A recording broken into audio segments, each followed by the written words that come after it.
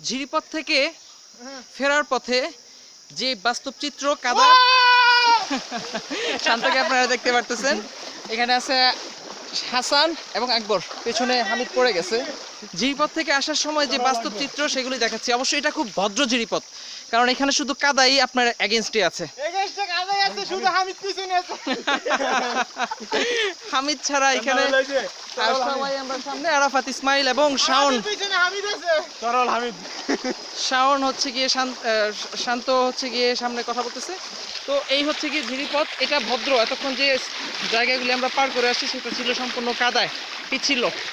ঝিরিপথের মধ্যে হচ্ছে গিয়ে ঝর্ণা থেকে যে পানি প্রবাহ ধারা আসে, সেই প্রবাহ ধারাটা হচ্ছে গিয়ে এভাবে এঁকে বেঁকে পানি অন্য কোথাও গিয়ে নিষ্কাশিত হচ্ছে।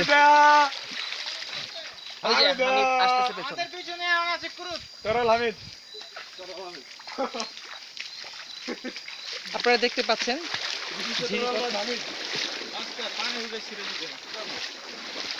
চারদিকে ঘন নিবিড় জঙ্গল।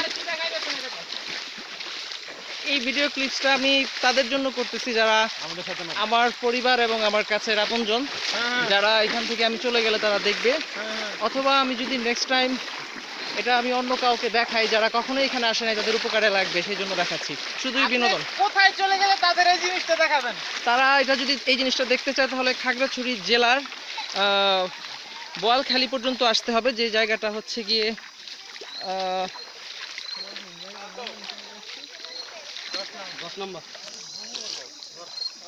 এই যে এরকম কাদাচ্ছন্ন রাস্তা, দীঘিনালা থেকে আসতে হবে।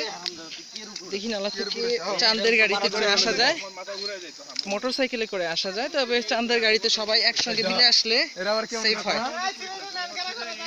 দেখতে পারতেছেন কিরকম পিচ্ছিল পথ, হাঁটাই যাচ্ছে না।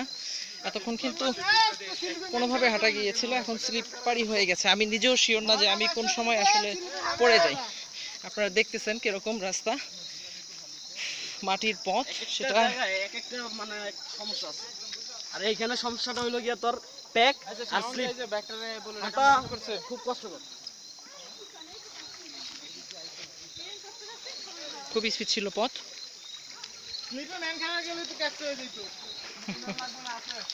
আমরা জিততে বাইক নিয়ে দিতাম।